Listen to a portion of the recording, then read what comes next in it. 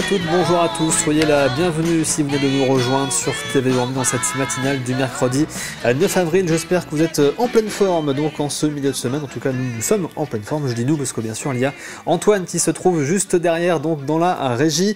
Bon appétit, si vous prenez encore votre petit déjeuner. Vous pouvez, pour certains, ce sont les vacances. Bon courage si vous apprêtez à prendre le chemin donc du travail.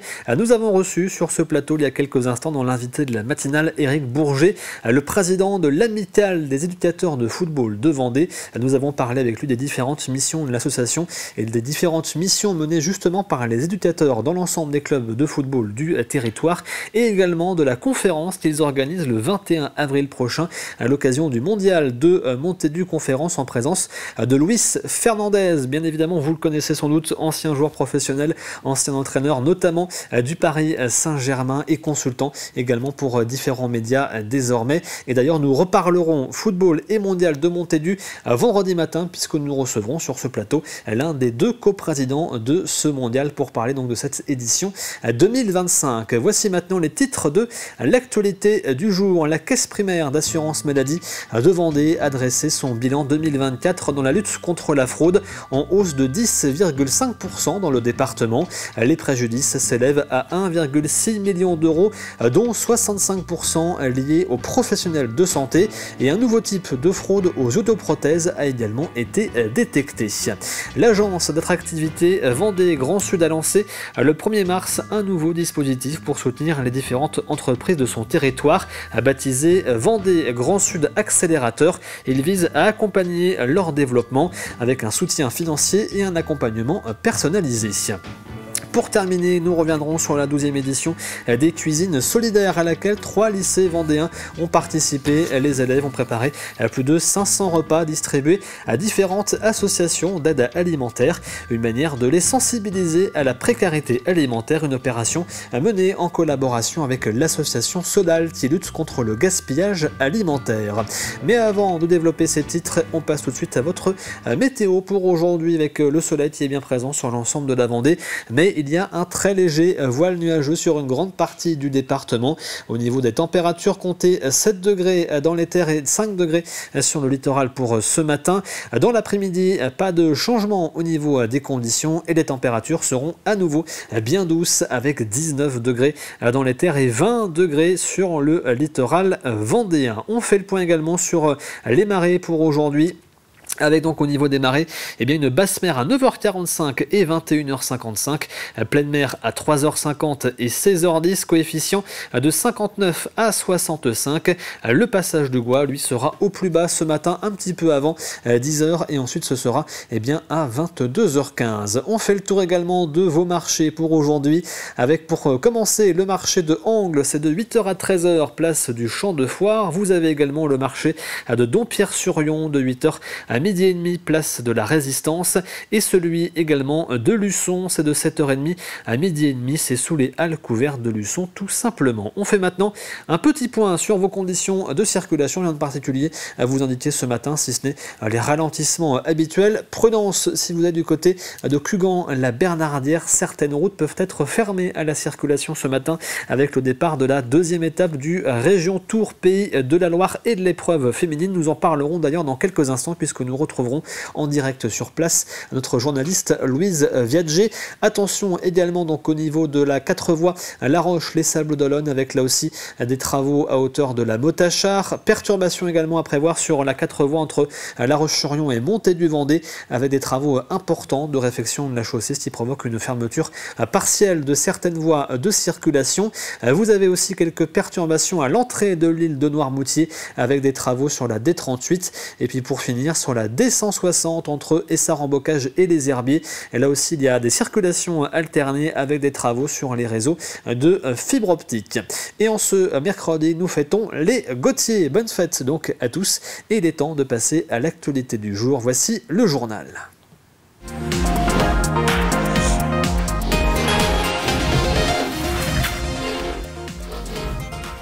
La CPAM, la Caisse primaire d'assurance maladie de la Vendée, a présenté hier son bilan de l'année 2024 dans la lutte contre la fraude et les abus. Leur nombre est en hausse de 10,5% dans le département, plus 35% à l'échelle nationale. Une hausse qui peut s'expliquer par l'intensification des contrôles. Au total, les fraudes et les abus représentent 1,6 million d'euros en 2024 en Vendée. 65% de ce préjudice émane des professionnels de santé.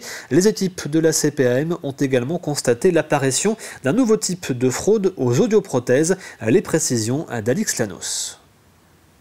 Facturation d'actes fictifs, fraude aux arrêts de travail, l'année 2024 n'a pas laissé beaucoup de répit aux agents de la lutte contre la fraude de la Caisse primaire d'assurance maladie de Vendée.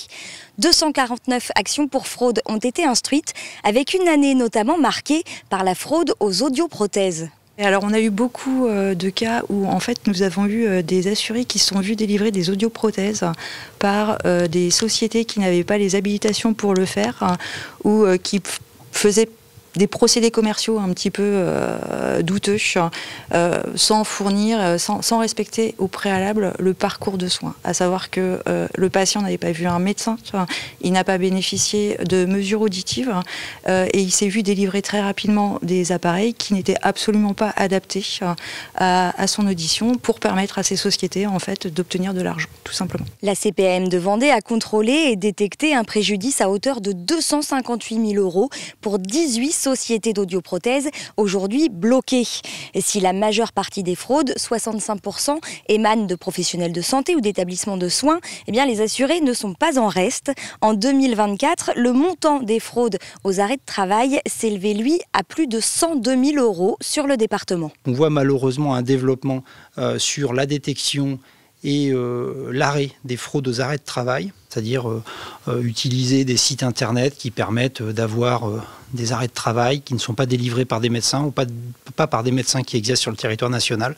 Donc voilà, c'est deux types de fraudes qu'on a malheureusement constatées en 2024 et contre lesquelles on a lutté et obtenu quelques succès. En 2024, le montant de la fraude détectée et évitée sur le département s'élevait à 2,6 millions d'euros. Alors en 2025, la CPAM entend bien renforcer ses équipes et ses contrôles, notamment sur les arrêts de travail frauduleux, les audioprothèses et également nouveautés sur la délivrance des fauteuils roulants. Voici maintenant une affaire qui suscite l'émotion dans le nord-ouest de la Vendée. La préfecture a révélé un cas de maltraitance animale chez un éleveur de Chaland âgé de 72 ans. Après plusieurs signalements faisant état de mauvais traitements et de divagation d'animaux dangereux, les autorités ont décidé de lui retirer l'intégralité de son cheptel. 27 bovins ont ainsi été saisis et transférés vers une autre exploitation pour y recevoir des soins. 2 autres bêtes en très mauvais état ont dû être euthanasiées sur place par un vétérinaire. L'agence d'attractivité Vendée Grand Sud en partenariat avec les communautés de communes du pays de la Châtaigneraie, du pays de Fontenay-Vendée et de Vendée-Sèvres-Otise a lancé un nouveau dispositif Vendée Grand Sud Accélérateur. En place depuis le 1er mars, cette initiative est destinée à soutenir le développement des entreprises locales. Objectif, aider la croissance et l'attractivité avec un accompagnement et un soutien financier. Un accompagnement financier avec 2 étages dans cette fusée. Une première partie qui est une partie de subvention jusqu'à 5 000 euros et puis un deuxième palier qui est celui d'un prêt à taux zéro de 15 000 euros, ce qui fait que l'ensemble de ce package fait une aide de 20 000 euros. En tout cas, c'est vraiment un dispositif qui est pas là pour pallier à des difficultés, mais qui est vraiment là pour accompagner des projets de développement dans leur magasin, dans leur outil de développement d'entreprise. C'est vraiment le sens, en tout cas, de ce dispositif, c'est vraiment de développer, de faire de la croissance et de faire du développement dans leur TPE, PME. La première étape, c'est de franchir la porte de l'agence d'attractivité Vendée Grand Sud. Les entrepreneurs vont être reçus par nos collaborateurs qui vont amener tout leur savoir-faire, toute l'ingénierie pour monter le dossier. Il faut au moins avoir 2 ans d'activité, ça c'est important, moins de bilan à présenter. Et toutes les structures, commerçants, artisans, petites et moyennes entreprises qui veulent investir, développer leur activité, renforcer leur structure par de l'emploi, de la formation. Si par contre, voilà, je suis quelqu'un qui crée son entreprise, qui veut acheter un véhicule, là ce n'est pas possible. Je suis une entreprise qui veut investir dans un véhicule propre, là on peut aider ce projet par un prêt à taux zéro. 3 lycées vendéens, Édouard Branly et le lycée Nature à La Roche-sur-Yon et le lycée Valère Maté au Sables d'Olonne ont participé à la 12e édition des cuisines solidaires. Les élèves ont ainsi préparé plus de 500 repas qui ont été distribués à des associations d'aide alimentaire comme la Banque alimentaire ou encore l'épicerie solidaire du campus universitaire de La Roche-sur-Yon. Cette opération permet de sensibiliser les élèves des lycées hôteliers à la précarité alimentaire. La semaine dernière, les repas de Branly ont été livrés à l'épicerie solidaire, puisque j'y étais aussi à la distribution, pour expliquer aussi aux étudiants la façon, pourquoi c'est comme ça. Et ils sont très touchés que des lycéens pensent à eux. Ça les surprend même, parce que c'est pas forcément dans une chronologie normale. Je trouve que c'est important pour eux parce que s'ils n'ont déjà pas les moyens, ils doivent payer leurs études, certaines choses, et c'est pas toujours évident pour eux de s'acheter à manger. Et pour moi, c'était important de faire quelque chose pour eux. Franchement, c'était génial. Ça fait plaisir d'avoir pu aider certains habitants de la ville ou même de la France entière à profiter de ces repas, de les préparer et aussi tous ensemble, collectivement. Cette opération s'est réalisée en partenariat avec l'association Solal qui lutte contre le gaspillage alimentaire, notamment en récupérant des dons venant directement des producteurs. Solal a ainsi fourni aux lycéens 300 kg de légumes et 260 kg de pommes. La coordinatrice régionale de l'association est également venue à la rencontre des élèves pour présenter leurs actions. On est en amont de l'opération, donc en fait on contribue à donner les produits des fruits et légumes pour les recettes. Donc cette année il y a les carottes, les oignons et les pommes poires qui ont été donnés pour confectionner les repas pour les associations d'aide alimentaire pour l'édition. Nous, on aimerait se faire connaître sur le territoire, donc échanger auprès de producteurs, parler de Solal entre vous, et on est toujours preneur de nouveaux projets, que ce soit des glanages ou des visites d'exploitation agricole avec les associations, pour faire rencontrer le secteur associatif et le secteur agricole. La communauté de communes Vendée Grand Littoral a remis aux élèves de CM1 de son territoire son pass culture nature aventure.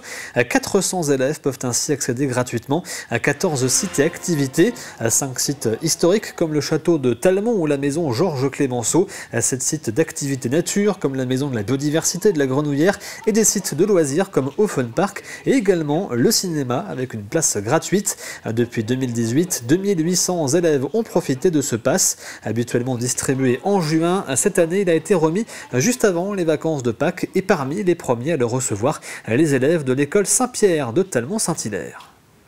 Ça va leur permettre de découvrir l'ensemble des sites de Talmont et de la communauté de communes et de faire le lien avec ce qu'on peut faire en classe, notamment en histoire, avec le site du Préhisto-Cairn, puis le Moyen-Âge avec le château de Talmont.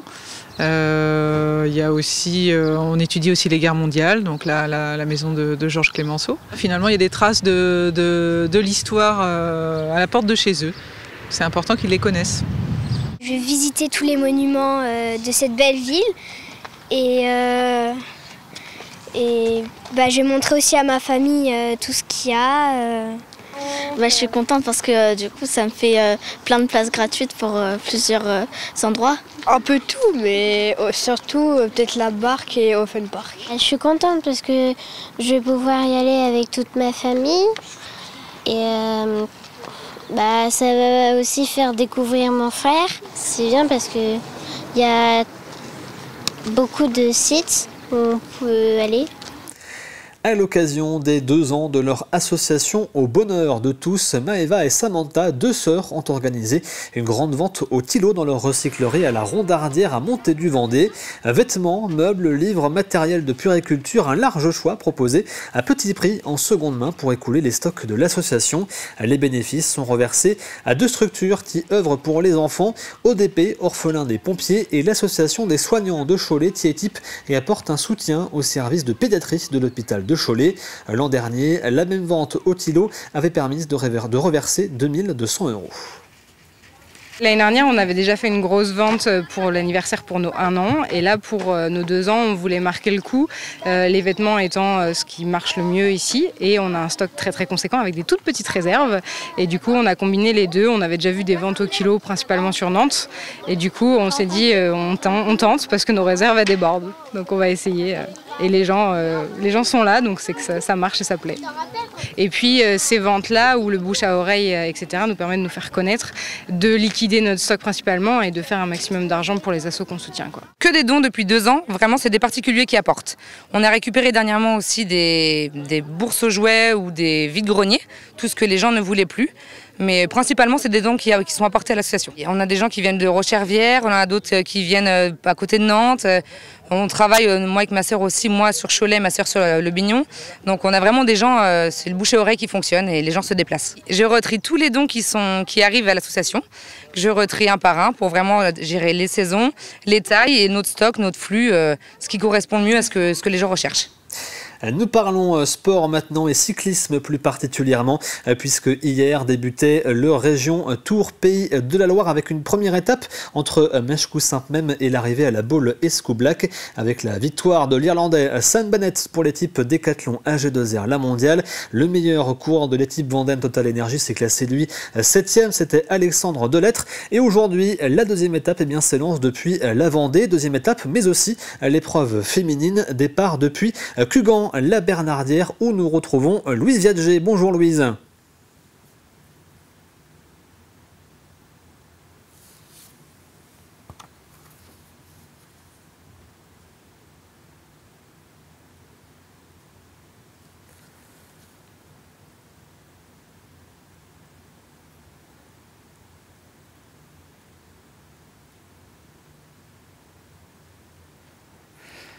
Alors, on a apparemment un petit problème de son. Louise, on ne vous entend pas depuis Cugan, la Bernardière.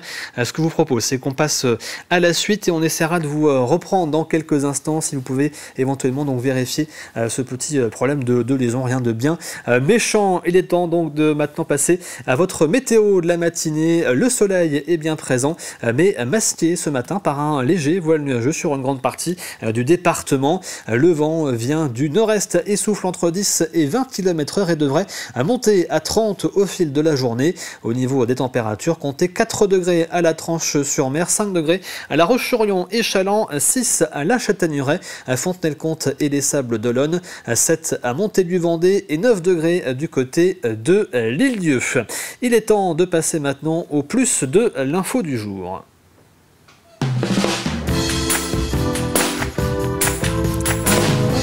Et le plus de l'info ce matin est consacré au Tiki vendéen. Je dis bien le Tiki vendéen. C'est un café qui a ouvert sur la commune de Corpe récemment. Un café certes, mais surtout un lieu d'échange et de maintien du lien social entre les habitants de la commune.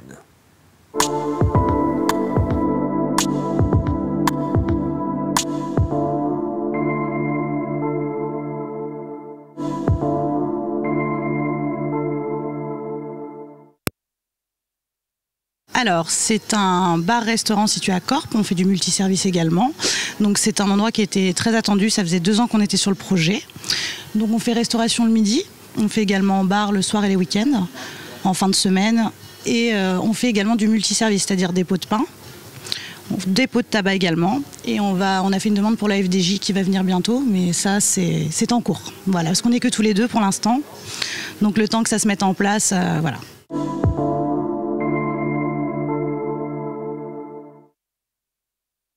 Ça rapporte de la vie, ça rapporte également pour les gens qui se retrouvent, parce qu'il y avait une machine à pain, il y a un boucher et un coiffeur, mais au-delà de ça, il n'y avait pas de commerce en fait dans le coin.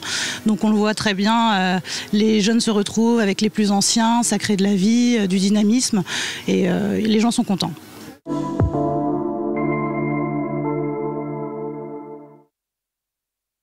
Un peu de tous les âges en fait, des enfants jusqu'aux plus âgés. On a les sorties d'école, on a les personnes un peu plus âgées qui viennent faire leur tour, qui viennent manger, qui viennent boire leur café. On a aussi les entreprises, donc le midi. Et on a un peu tous les âges, même les jeunes pour le soir, le bar ou même pour manger le midi.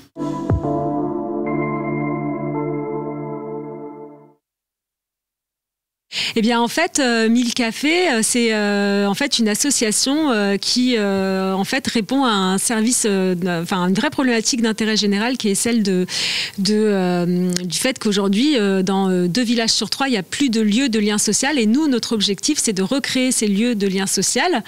Et donc, chez nous, ces lieux de lien social prennent la forme de cafés multiservices. Donc, on accompagne des communes, comme celle de Corp, à ouvrir ou maintenir leur lieu, leur café. En l'occurrence, ici, le café était fermé depuis très longtemps.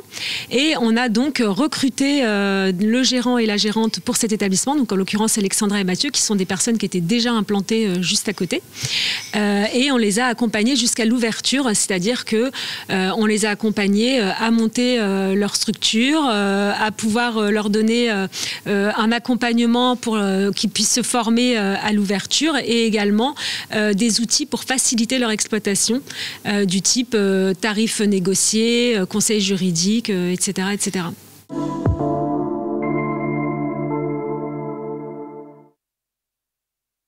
Alors, 1000 cafés, en fait, notre objectif, c'est de tout simplement de soutenir ou de faire grandir le bon café au bon endroit.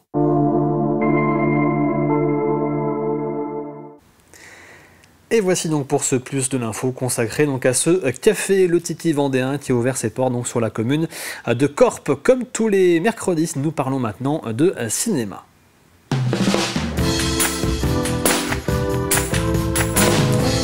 Direction l'Île-Dieu, aujourd'hui la découverte du Ciné Illet, la salle installée donc sur le territoire de l'Île-Dieu. La semaine dernière, vous aviez déjà vu son responsable mercredi dernier, Guillaume Ambéret, qui vous avait raconté l'histoire du cinéma sur l'île. Aujourd'hui, il nous parle plus précisément du fonctionnement donc du Ciné Illet et de la programmation. Et nous, on attache beaucoup d'importance sur la communication, sur le fait qu'il s'agisse d'un cinéma RSA qui met en valeur les films de qualité, et on va communiquer particulièrement sur cet aspect. Alors, on passe aussi, bien sûr, bien entendu, des films généralistes. Nous, le cinéma RSS, pour notre salle, ça représente 30% de la fréquentation voilà, du public. Et au plan national, les cinémas, la fréquentation des films RSR représente en nombre d'entrées 25%. Donc on a voilà, un tout petit peu au-dessus, on est pas loin de la moyenne nationale. Et ça fait partie de notre politique de programmation, de mettre en avant les films RSR et les animations. Et bien entendu, on a des animations locales organisées avec les associations illaises et aussi des animations qui sont répertoriées au niveau national, comme le mois du film documentaire. Après, le mois du film documentaire, c'est une association locale qui l'organise aussi voilà, en sélectionnant les divers films et en faisant appel aux différents intervenants. Nous cherchons à faire l'activité toute l'année, c'est très important pour nous.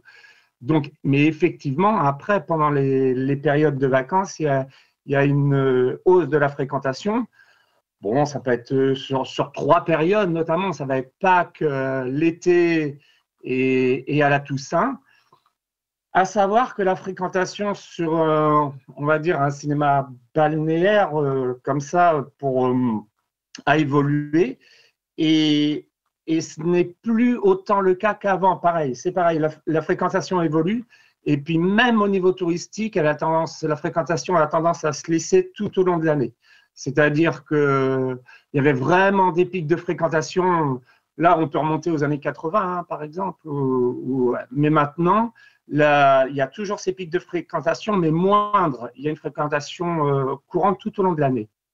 Et après, dans le cœur de l'hiver, où vraiment, effectivement, on va s'adresser à la population illaise un peu plus. Et voici donc pour cette chronique cinéma du mercredi consacrée au Ciné Illet, la salle de cinéma de l'Île-Dieu. On passe maintenant à l'extrait du jour.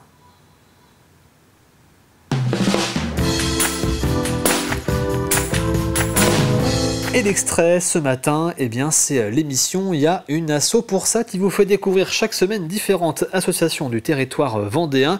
Aujourd'hui, Didier Fèvre reçoit sur son plateau Patricia Brizard, c'est la présidente de l'Union départementale des associations familiales de la Vendée. Émission donc que vous retrouvez aujourd'hui sur TV Vendée, mais également sur tvvendée.fr. On passe tout de suite au jeu maintenant de la matinale avec à gagner cette semaine dans ce jeu de la matinale, eh bien un coffret de cuisine que j'ai juste à côté de moi. Je vais essayer de vous montrer sans rien casser d'une part, mais aussi eh bien tout simplement en ne faisant rien tomber en l'ouvrant. Le voici donc ce coffret offert par Bultop. Et voici la question de la semaine que vous avez déjà entreaperçue. La question cuisine, bien évidemment. Quel est l'autre prix en dehors des étoiles décernées eh bien par le guide Michelin? Il existe un autre prix décerné par le guide. Nous savons qu'il a été créé en 1997, qu'il récompense des menus accessibles à des prix attractifs. Et j'ajoute aujourd'hui que le logo officiel de ce prix, eh bien, c'est la tête du bibendum, du bonhomme Michelin, qui est de couleur rouge. C'est ce qui est apposé à l'entrée des restaurants concernés qui ont reçu eh bien, cette distinction par le guide Michelin. Je vous rappelle que vous retrouvez bien sûr la question de la semaine et l'ensemble des indices sur tvvendée.fr et que vous avez jusqu'à mercredi et midi pour tenter votre chance et remporter ce coffret de cuisine. C'est la fin de cette matinale. Merci à vous de l'avoir suivi. L'actualité revient bien sûr à 12h30 avec le journal présenté par Florian Wozniak. Quant à moi, je vous dis bonne journée et à demain.